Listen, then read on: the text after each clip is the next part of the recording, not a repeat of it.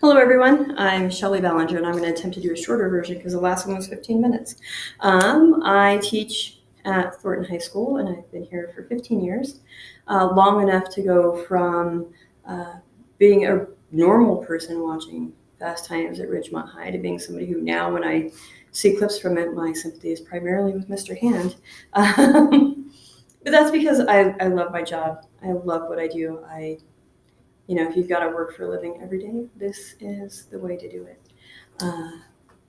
I grew up in Denver, in all over the place, but generally in fairly rough neighborhoods. I went to college after I had kids, so I'm a non-traditional student. But I do know a lot about how education changes the trajectory of one's life, and I tell that to my students every day. So the short story I've decided, or the novella I'm reading an excerpt from, is one that Stephen King pulled from publication. I purchased this rather beat up copy secondhand at a thrift shop when I was about 13. It was my second Stephen King book, my first being Pet Sematary. And, I didn't have a lot of money when I was a kid, so I just read and reread books over and over, so I don't even know how many times I've read this. All of the novellas in this collection are really good. The Long Walk is probably my favorite. If you've seen the movie of The Running Man, I can tell you haven't seen anything that would spoil your enjoyment of the book because they have very little in common.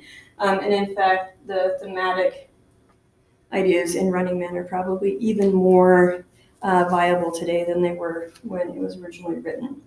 The reason Stephen King pulled the Bachman books from publication, at least as a whole set, is because of the short story Rage. A copy of this collection was found in the locker. I do believe it was of the Tennessee shooter a lot of years ago. It was a couple years after Columbine.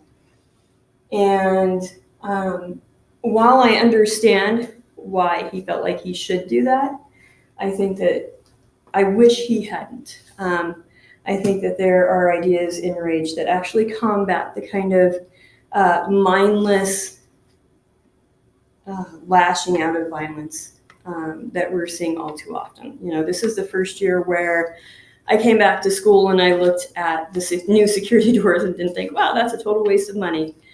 This is the first year where I was like, yeah, I'm not too upset that they're there, which is an unfortunate evolution in my teaching career, I think. So the excerpt I'm going to focus on, and the key theme throughout this is the idea that there's a Terminator line, and that anyone can cross it. And I think that, one of the things that repeats it here at the beginning is that even when you increase the number of variables, the axioms themselves never change. And I don't think those axioms are people.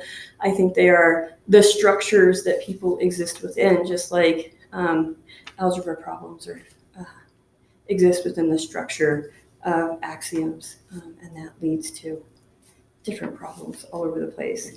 And I think that there are ideas in this book that really point to some of those kind of cultural and structural things that can warp people kind of out of who they could otherwise have been. I think that we still have a lot of our social philosophy founded on the idea that some people are naturally good and some people are naturally bad. And sometimes that's and sometimes we believe that that's due to demographics. And, if you didn't go to Head Start, then you're going to grow up and go from school to prison. Now that happens all too often, but it's not because those kids didn't go to Head Start. There's plenty of other things that influence that. I see students who walk in my door on the first day of school and they're bright and fresh and shiny, and they'll come back the next year after summer and they've just been destroyed. But I also have kids who maybe weren't terribly shiny in my class one year, and then I see them the next year and their whole trajectory has changed. So I think that because this story brings some of those things to light, I think it has a lot of value. And I think even though it's very uncomfortable in some ways, like I deliberately chose a passage that is pretty uncomfortable because he walks in and he shoots his teacher. I'm a teacher standing in a classroom.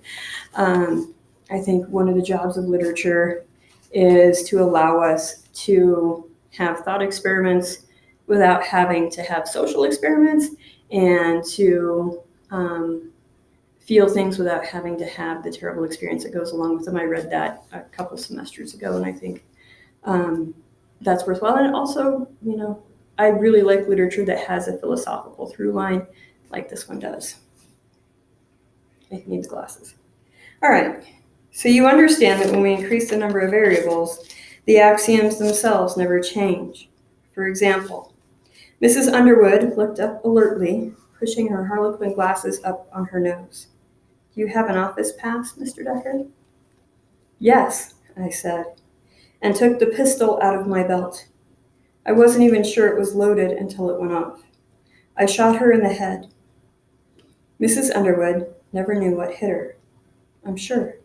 She fell sideways onto her desk and then rolled onto the floor, and that expectant expression never left her face. Sanity.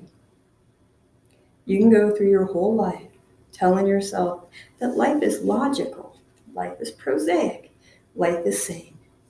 Above all, sane. And I think it is.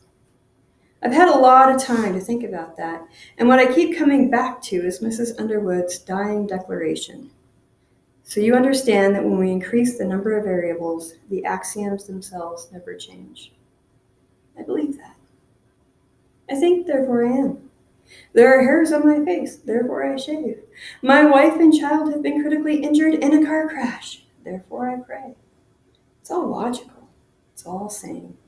We live in the best of all possible worlds.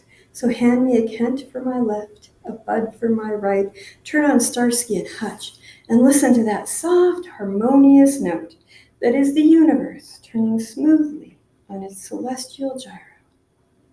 Logic and sanity. Like Coca-Cola, it's the real thing. But as Warner Brothers, John D. MacDonald, and Long Island Dragway know so well, there's a Mr. Hyde for every happy Jekyll face. A dark face on the other side of the mirror. The brain behind that face never heard of razors, prayers, or the logic of the universe. You turn the mirror sideways and see your face reflected with a sinister left-hand twist. Half mad, half sane. The astronomers call the line between light and dark the Terminator. The other side says that the universe has all the logic of a little kid in a Halloween cowboy suit with his guts and his trick-or-treat candy spread all over a mile of Interstate 95. This is the logic of napalm, paranoia, suitcase bombs carried by happy Arabs, random carcinoma. This logic eats itself. It says life is a monkey on a stick. It says life spins as hysterically and erratically as the penny you flick to see who buys lunch. And I'm going to stop there because it is minutes. I'm a novelist by inclination, although oddly enough, since I finished the short story class, I have 2 short stories that are demanding to be written that are not connected to the current novel I'm working on, which is fantastic timing. But I look forward to talking more with all of you online and reading each other's work.